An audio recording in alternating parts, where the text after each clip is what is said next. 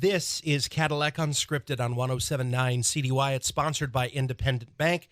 Katy, Huckle here with me, and we always love to have movers and shakers, people making a difference in the community on our program. And we're doing it again this week. Oh, we sure are. This lady's on fire and fuego, as I say. Mary Galvanek is here with us, and we're going to talk, because we're only about, 6 weeks away from the Cadillac Farmers Market reopening for year 2 under your and your partner's guidance. So welcome. That's right. Welcome. Thank you. Thank you so much for having me. Yeah, I'm excited to be here. Let's hear about it. I mean, what do you have planned for us? We love the farmers market. The Cadillac Farmers Market is coming back bigger and better than even last year. And last year we experienced 800% growth when I ran the numbers. Just insane amount of growth. This year we are doing it again. Good. So you'll see even more vendors. We are talking to kombucha vendors, delicatessen, bakery vendors who have been trained in Switzerland and all these fancy places. Whoa. Bringing us focaccia with prosciutto and olives and just amazing things. We've got wonderful vendors that you know and love, like Maple Leaf Creamery and Bergdorf Farms. Gloria Roderick, our queen, is coming back to bring us flowers again. Basho Bean and Gnarled Oak, of course, our farm, Forest and Farm. You will find Sarah Yoder's Baked Goods. We're bringing live music to you on Fridays. The food trucks are going to start selling local food through the food trucks. So you will be able to experience some of our locally raised food in your Chico's Taco House lunch from the food truck. We will have Cornerstone Coffee. They are bringing an even larger menu than last year, and I'm very excited about that. We are also putting on a young entrepreneurs section. A lot of children have wanted to start their own baking business or possibly even grow veggies to sell at market. And I think that's very important that they have a space to learn about being an entrepreneur and what that business startup process looks like. And so we're going to focus on that for our young ones down at market this year. What I hear you doing, Mary, is trying to set the table for the generation to come, right? To For grow, to be a business person, just to learn how to work hard and get off the phone and get away from the video games and learn. Yes, we have a wonderful community member who goes to Cadillac High School named Gage Willis, and he is a wonderful guy who came down to the market last year and sold his art. I asked him why he was spending so much time in his teenage years at my old market, you know? Right. And he told me that it was a place where he could make a little money and stay out of trouble. And I loved hearing that from him. So the Young Entrepreneurs section has actually been inspired by Mr. Gage. And I want more children his age to be doing that same thing, staying out of trouble and doing something positive with their time.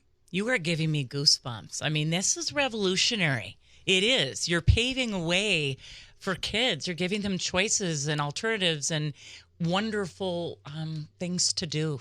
And We and sure it will, are trying. Yes, and Mary, this is setting the course for their future into adulthood, into their careers. So thank you. Well, thank you for all that you do. You guys have been such a wonderful part of getting the word out there, and I'm so grateful to both of you as well. Where did all this energy come from? I was just going to ask the same thing. I'm not really sure. My entire life, I've been told that I have too much energy. What? And, No. Never. Yes, my whole life. And I was able to take all of the energy that I do have, which is an abundance, and be able to channel that towards something positive. And so the Farmers Market and Forest and Farm is doing just as many great things for me as it is for everyone here in the community. Well, I want to ask that question. We have a couple special ladies with you today. Can you introduce them, Mary? Yes, we've got my mom, Miss Sherry Ellen Boss. Hello. And Emily Rupert, who runs the show with me as well. Hi. Hi, ladies. So, Mom, could you tell us, was she this energetic as a child? Did she ever take naps? Only until about 3. Mm-hmm. But then, yes, she's always been a busy girl. Mm-hmm. And luckily, we are all very lucky that she turned all this energy into a very positive, Yes. very exciting movement that is really fun to be a part of. Absolutely. And I bet you were tickled when she announced she was moving home. I was very tickled. Mm-hmm. Well, we're so excited to have her. We needed some new energy. We needed some new good vibes in town, didn't we, Rich? We did. And last summer we got a taste of it, and it sounds like we're going to expand it even more this summer. Yes. Yes, we sure are.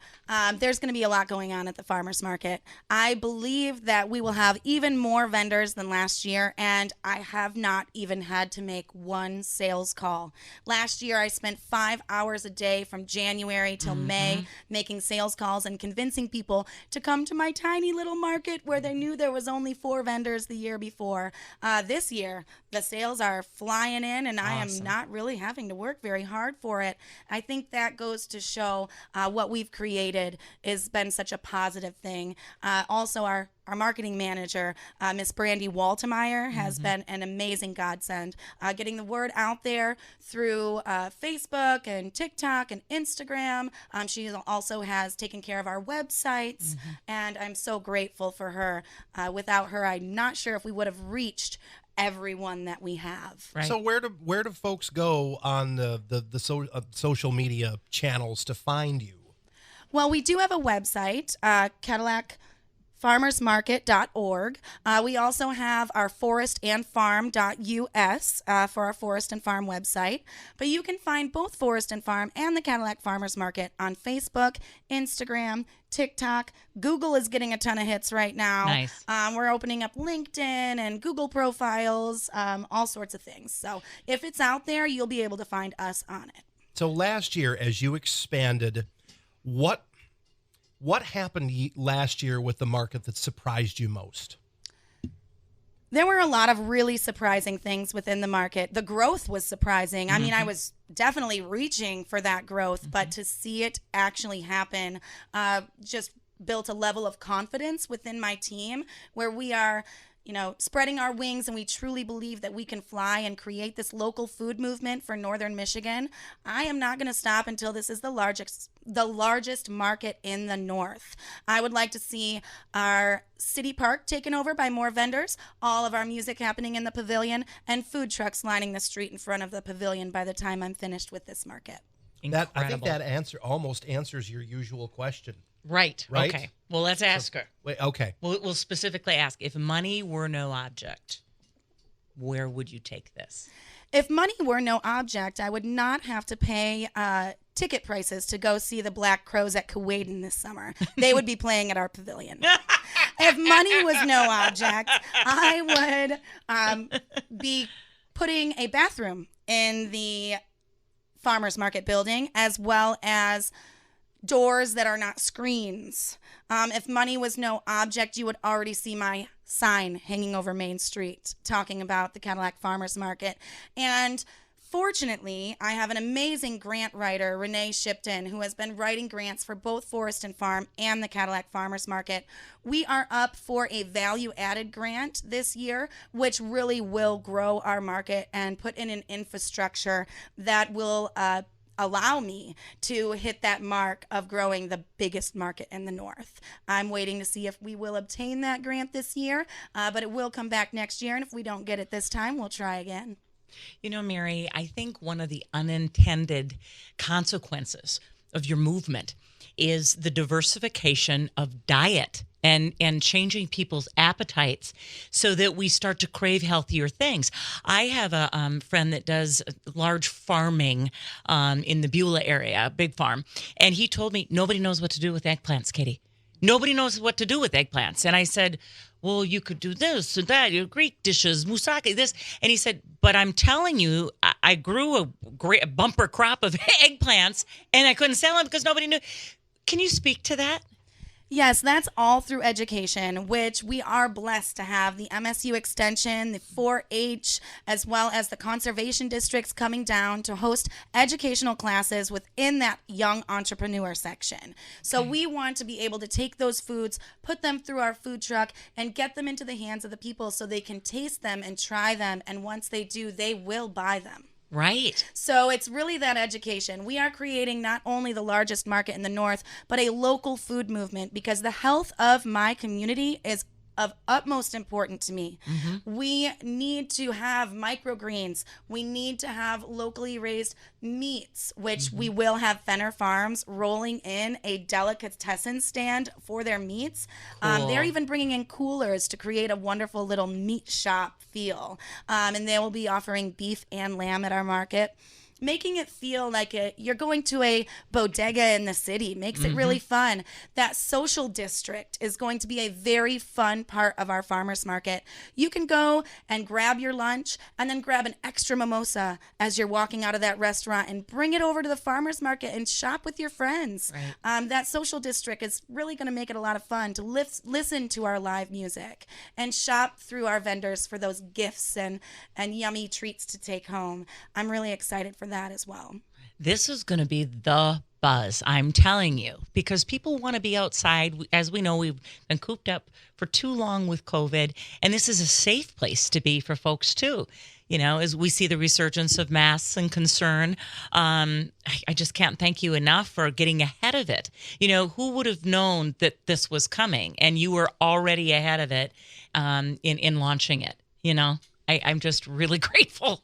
It's a lot of fun, and running markets in Atlanta and Denver and running farms in both of those cities as well kind of taught me how important it is. I also was able to eat that local, freshly harvested, organic foods, and I know how good I felt when I was eating those foods. Moving back here to Cadillac, it was a little harder for me to find those options in our stores. I knew what I wanted, and if I can't find it, I'll just create it. She's going to grow it, Rich. Well, and I think that's actually because when we talked with you last year before you were getting ready to launch this, obviously things in stores weren't nearly as expensive as they are now. Exactly. So I think you doing this this year has a higher resonance because people are paying more in the stores. So why not start a grow your own vegetables movement? Exactly. That local food movement needs to cross all bounds from our own nutrition, but also we need to be preserving local food for our winters, all of us as individuals. So yes, applesauce is very expensive in the store, but if you come down to our market and grab a few bushels of apples, all you have to do is steam them and put them in your blender. Freeze them in a bag in your freezer, can them, whatever you want to do. You've got... Throw them in the crock pot? Yes, exactly. And you've got applesauce for 1/20th of the price of what you can find it in the store. That's how we're going to be able to thrive as a community. And as our people thrive with this great nutrition, our farmers are going to thrive with more income. And they're going to be able to grow their farms and then offer more products to us the following year. And I'm seeing our farmers do that already on year 2, which is just really exciting. They're all so friendly, your vendors. I can remember asking for some recipe ideas last summer, and I left there, you know, with wind in my sails and went home and made a new dish and tried something new. So it's systemic. You're creating something, I think, bigger than any of us can comprehend even. I'd like to segue to the kids that come to your place, what you're doing for children. Can you talk about your programming? Yes, Forest and Farm is a nature-based children's program where we believe that children should be active and be learning in nature as much as possible. So we like to teach them where their food comes from. They're also helping us raise Mangalitsa hogs, a variety of ducks, chickens, puppy, a kitten for the farm. Soon the goats will come home to the farm, and we're looking at sustainable protein program, including turkeys, meat chickens, and meat rabbits, so that I can eat all of the meat that I raise myself, as well as in our program. The children eat from all of the local farms. LT Farms brings us microgreens every single week. We also get a lot from Maple Leaf Farm and Moonlit Farms, and even Baker's Green Acres is selling us a lot of their meats as well, and educating us on how to preserve them. And so it's really a movement that takes all of us helping out. I might be able to inspire, but now I feel like the ball is rolling and it all is moving through me, rather than me being the one to push that ball and to get it rolling. It's going. And now I just need to help make sure that everybody stays on their feet and help keep a positive vibe and facilitate the amazing work of our farmers and the sales of their products. Excellent. Can you tell us about the education? You have students come and you run a school at your place, correct? We sure do. Forest and Farm, as we were saying, is a nature-based children's program. In the morning, we get together. Everyone eats a big organic breakfast. For some of the children, it's their third breakfast of the day. But if you're eating whole foods, you can never really eat too much. And so then we head out to the farm and we take care of our animals and our forest. And we also make sure that we have a ton of educational opportunities. Math is on the playground. History through our imaginative play is happening on the playground. Science happens everywhere, every day. The children have had a hand in planting the seed to harvesting at the end of the year, and they get to see the full process. Excellent. At the age of 5, 6, and 7, that's an education that I'm finding is very hard for those ages of children to obtain. Right. In our current climate with education. The parents are loving it. Our summer camp has 6 weeks this year. They're all sold out and with a long waiting list. Our school year program already has a waiting list for next year, and we're very excited for that. We're looking into our forest school accreditation to be one of the first forest schools in northern Michigan, which would be really cool. Define forest schools. What does that mean? A forest school is really the same thing. You are learning through nature. Within a forest school, you really don't come inside very often. Even in the winter in Colorado, the forest schools, you just gear up and maybe your school day is a little shorter when it's cold. But you're out there, you're learning how to build fires and you're learning how to build forts. And a lot of engineering and science goes into forest school.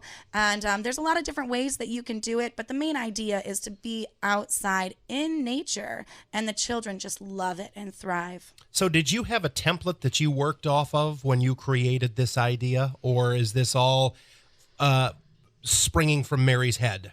Well, I have had a lot of amazing mentors. Soul Shine in Atlanta was a program that I was able to be a part of for a little while. And they are a permaculture program that feeds their children a vegetarian diet, which they grow all of the food on their own farm. Incredible. And I just thought that was so cool. Yes. And then out in Colorado, I also ran a nature-based children's program where we would take a lot of field trips to local rivers and mountains and Dinosaur Ridge and all these cool places around the Denver area, and that was so much fun. So through those two programs, I saw the benefit that children receive through really, truly learning in nature. It makes that education come in such a fun and positive way, and it comes 10 times easier. Well, and with your passion and excellence in educating children comes the respect of the children, and they can feel it, and we actually have some kids in the studio with us today, and they've been tremendously quiet, which is fantastic. They are such great kids. They're so well behaved. It's wonderful. So can you share just a couple of things with us about what you like about going to her school, going to Mary's place? This is Charlie Kendall. He's got a few things to say. Yeah, I love Forest and Farm because they don't put hand sanitizer on you as much, and it's because I have eczema on my hands. So. I see. Yeah, I understand. And now I don't have eczema, and also good. It's really fun because we get to go outside and we built a fort and way back in the woods, and I'm very excited for the goats. That's what I'm really excited for. Oh my goodness, it sounds like you're just having a great time and you're learning so much, Charlie. Yep.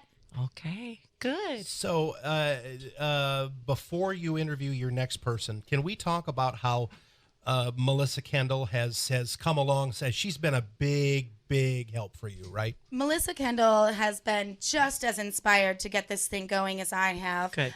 When I first moved back to the area, I was kind of talking about doing something like this, and she caught wind of it through, I believe, Carolyn Richards. Okay. And put us in contact with each other. Good. And she made sure. She was ready to drive that paperwork down to the state capitol if my mom wasn't going to. And every step of the way, she was right there with us. And we couldn't be any more grateful for all of her great ideas. And she's got a new one for you, Katy. Oh, boy. We have an outdoor classroom fundraiser going on right now for Forest and Farm. Okay. My home is taking on 2 children from within the community, and we have a house full. Oh, boy. So Forest and Farm really needs to have their own space for an educational classroom outdoors during those really stormy times. Okay. Melissa Kendall says that she's never seen you in a pair of Carhartts. Oh. She'd love to see you out there on the farm in a pair of Carhartts, and she says she's got a list of a dozen people who would pay to see that. Oh, no. And we're thinking about live music on the farm,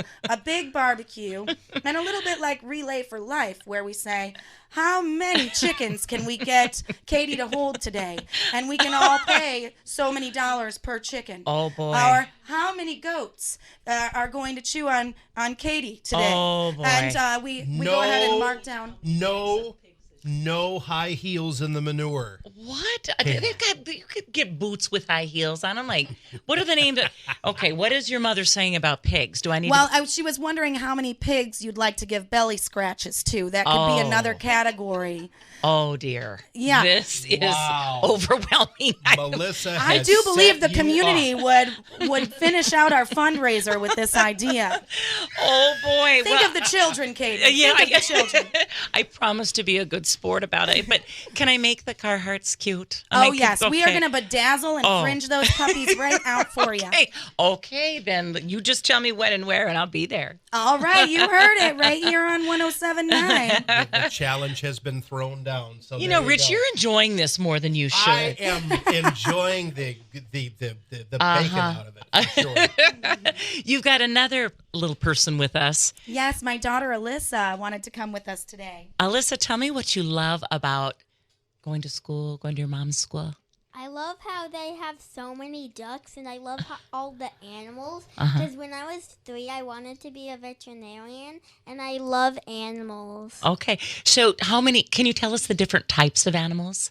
So there's a pig, 2 dogs, because Emily's dog comes over. Oh, okay. And our dog Basil, and we have like 30 chickens. Oh, my. And a lot of sheep. Uh-huh. I mean, what? A lot of ducks. A lot of sheep yet. I can tell, yeah. Yeah. A lot of ducks, and Guinea fowl. we have 4 guinea fowl Oh, my. and 2 silky chickens. And when they grow up, they're supposed to look really funky. Cool. And we're gonna get 4 goats. Oh, my. If you could pick any animal to bring onto the farm, Alyssa, what would it be? If I could, I would pick an elephant. Oh, not necessarily a farm animal, but okay. I wouldn't bet against your mother. I think she can make anything happen. We're moving to Africa. Oh, a Russian elephant, sure. I am just amazed at how well behaved these kids are, Yeah. Rich. Well, we have 4 of them in here, and you haven't heard a peep. Not a peep. Yeah. No. No. She's doing everything right over there. And we have a small studio. We're a little confined in here. That's so, what yeah. happens when you let them play outside all day and get their energy out. That's They're right. able to take a break when they need to. Okay. So let's talk to Emily about the children and about programming and what's most important, do you think, for you to teach the kids? I'd say to be kind. Okay. And teach them how to interact with each other and teach them life skills.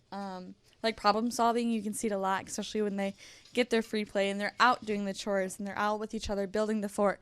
You can see kind of the wheels turning like, oh, well, how should we make it this way? Mm-hmm. And what happens if we do this? And especially friend Oliver here and Charlie K, they get a lot of good ideas and like to talk about how, well, we can't do it this way because it won't work for this reason and blah, blah, blah. And so it's fun to see their like wheels turning and learning like actual life skills that will carry them throughout their life. That is fantastic because I can tell you, I deal with 16 and 17-year-olds on a daily basis at the CTC, and there are a lot of them who, you know, they hit a wall, they come to a wall, and they stop, and they don't know what to do. So it's really important to teach that kind of thing at this age. Yep. Big time. let's talk to you, mister. What's your favorite part of the school day? My favorite part of the school day is usually at the end of the school day, we have dance parties. Oh, boy. And I love those. And I think every person in the school loves the dance parties. Okay, what happens at the dance party? My mom puts on a music on her speaker, and we dance. Oh, that is awesome. We can really bust a move. I mean, you should see it. Yeah. Serious dancers. Oh, my goodness. I want to go to school. Yeah. And I Sounds like love you'll get your shopping. and I love how much animals we have. Uh-huh. And we just got 2 new ducks. They're really silky black, and they lay black eggs. No kidding. I bet you're learning all kinds of that. I didn't even know that there were such a thing as black duck eggs. Me either. Emily ordered them. Yeah. Boy, that Emily's special. What are the ducks' names? Sugar and Booger. Does it get any better? I mean, honestly. Because one of them is sweet and one of them just runs into the walls. Oh, boy. So Kind of a booger. Yeah. I have ducks. Oh, he has ducks, too. Okay, Yes. well, let's talk to you for a minute. What's your favorite part about the school day? Miles Hayes, do you want to tell us your favorite part? Yeah. Okay. Is it lunch? Yeah? Good guess. Good guess. Because that's my favorite part of the school day when I was little. Yeah. So what's your favorite thing that gets served at lunch? The noodles. You like spaghetti? Ooh, spaghetti. Spaghetti and mac and cheese is a big hit. Mm-hmm. And what new foods have you tried since you started going to school? A lot of things. Good. And do you like them? Yeah. Great. What do you think your favorite vegetable is now, Miles? Banana. That Okay. one's a fruit. Oh. What about your favorite vegetable we grow on the farm? Apple. Oh, our apple trees are really good. Wow. That's also a fruit, though, babe. What about our carrots? You like our carrots, right? You like Yeah. plain carrots? Okay. He likes carrots. And can you tell us what your favorite animal is? The chickens. Okay. Me and Julian like the chickens a lot. Do you help collect the eggs? Yeah. Wow. What are the chickens' names? I can't remember all of them. Okay. Big Jim, one of them is Big Jim. I'll bet Big Jim is the rooster. Is actually a laying hen named Big Jim. She has a very, very fancy name. I And see. really big. Wow. Oh, she's the queen chicken. Oh, boy. You kids are so lucky to be a part of this amazing experience. Do you know that? All right. You want to come up and talk to us? Yeah. All right. you do. Good. We have just a couple of minutes yeah, left, just so a we got to couple get of everybody at the mic. All We right, sure do. Julian. What do you want to say about Forest and Farm today? What's your favorite part about Forest and Farm, Julian? About the chickens. Okay, your favorite is the chickens. And is it because of the eggs or just because they're fun to be around? Because of Splatoon 2. Splatoon 2 is our Ayam Samani rooster. He is jet black. He has black skin, black bones, and he's just black through and through. You can see Ayam Samani black rooster or black chickens in a lot of Asian cooking. It's a delicatessen or delicacy over there where we learn Mandarin from our teacher who Skypes in from Taipei. And so he's been showing us some of the dishes in Taipei that they make with the Ayam Samani rooster. And Julian is our chicken ambassador, aren't you, Julian? Yeah.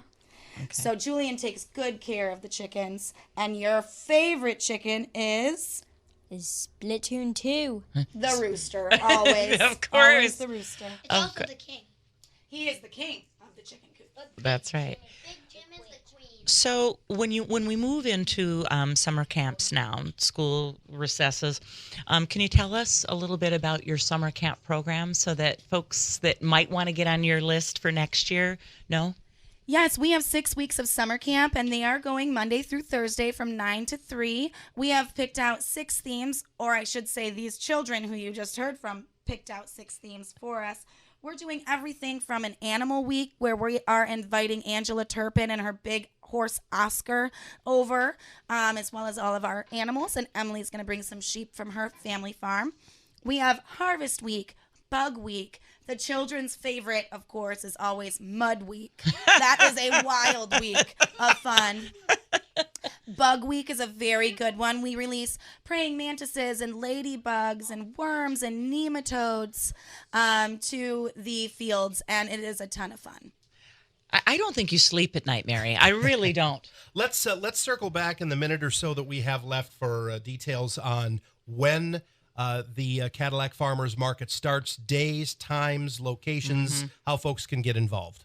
Yes, our Cadillac Farmers Market will be operating on Tuesdays and Fridays from 9 to 3, and that will start on June 14th. We will operate every Tuesday and Friday, except I believe we took off the Art Festival weekend that Friday, July 15th. But other than that, we should be going until at least Halloween.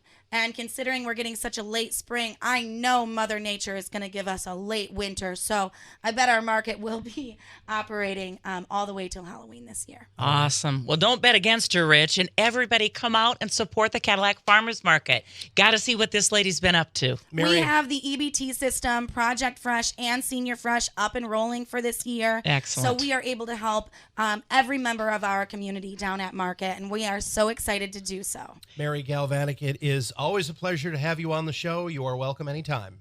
Thank you so much, Rich. I'll be here anytime you need me. All right, sounds good.